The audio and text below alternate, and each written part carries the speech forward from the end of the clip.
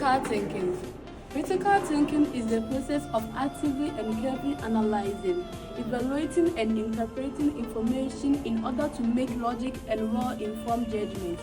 It involves question assumption, examining evidence, considering different perspectives, and using reason rather than emotion or personal bias when making decisions.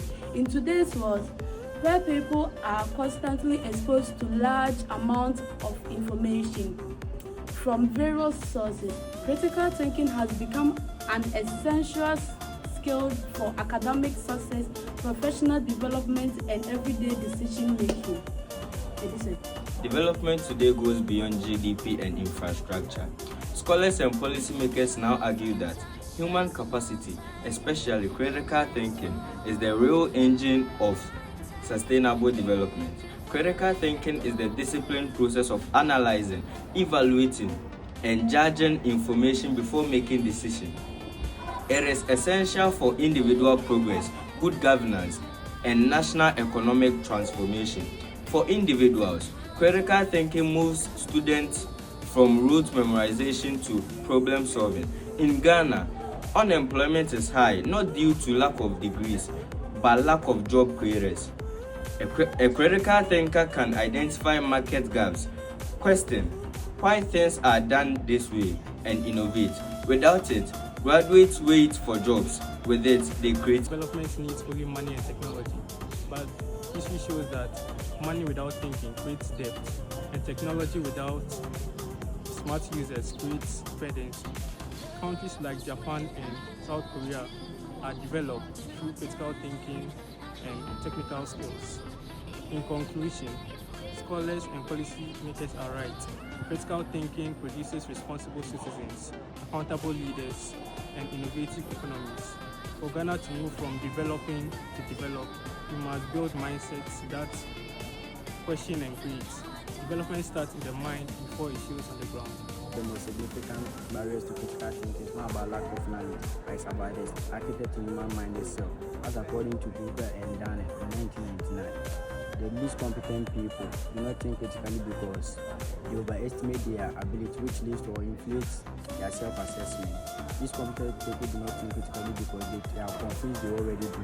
And another barrier to critical thinking is about the emotional reasoning. Emotions strong emotions like fear, anger, and pride causes people not to think critically because they are influenced by judgment, causing them to accept objects and Overcoming mental biases requires intentional effort. Scholars Richard Paul and Linda Elder stress the importance of intellectual humility, actively monitoring our own thinking to catch egocentric and sociocentric biases before they receive us. Carol Dweck's growth mindset research adds to this by showing that when we treat our reasoning ability as something we can improve, we become more willing to embrace challenges and seek out evidence that challenges our views. Ultimately, critical thinking is a lifelong practice of recognizing that our minds are fallible and consciously pushing past our quick, intuitive reactions to think more carefully and deeply. Human beings are social creatures. People often adopt beliefs that align with their social, political, religious, and cultural goals. And because of this, we develop a sense of allegiance and loyalty to whatever group we come from. We take their ideas, their suggestions and opinions as the ultimate, as the best, rather than observing situations, analyzing evidence, and coming out with sound judgment. This attitude is called sociocentrism, where one views his or her own social group as the ultimate, as the best, and does not even open door or room for other people's opinions from outside. Ever wonder why some highly educated people completely lack critical thinking? It's not an accident, it's a built-in flaw in how we are schooled and educated. Here is the breakdown. Famous philosopher Matthew Lipman literally wrote a book on this in 1991 and 2003 respectively.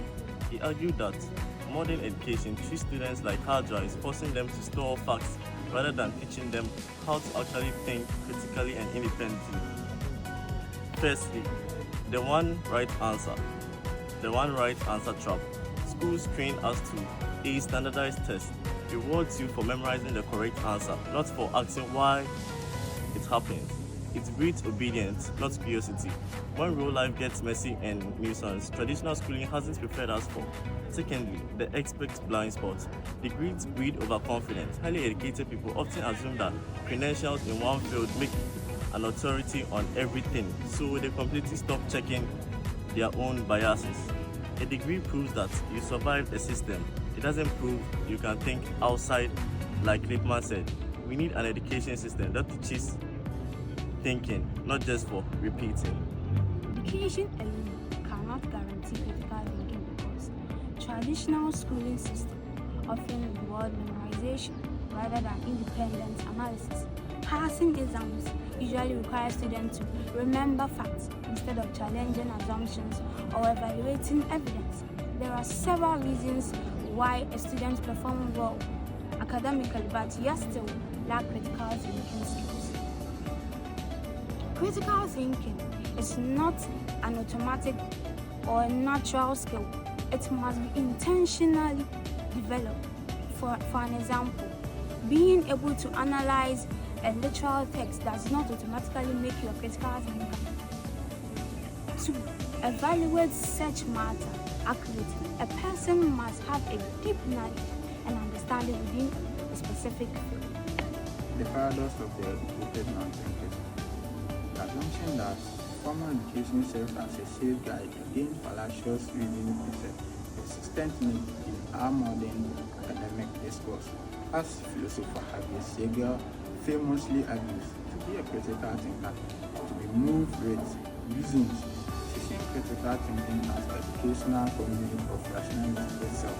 Yet, we encounter educated non-thinkers, individuals holding advanced academic credentials who lack the capacity to independently reason analysis. This phenomenon is a significant paradox, showing how our educational system focuses on the acquisition of degrees over the cultivation of genuine intellectual autonomy. Critical thinking as a civic foundation. Critical thinking thrives when both education and society treat questioning as a virtue. In schools, this means moving beyond memorization toward inquiry-based learning, Socratic dialogue, and assessments that test reason, not just recall. But classroom reform isn't enough. Society must reinforce these habits too, through media literacy, public forums, and a culture that celebrates intellectual humility. When we build these habits in both classrooms and communities, we raise citizens equipped to navigate complex world with wisdom and integrity. This is why education does not guarantee critical thinking.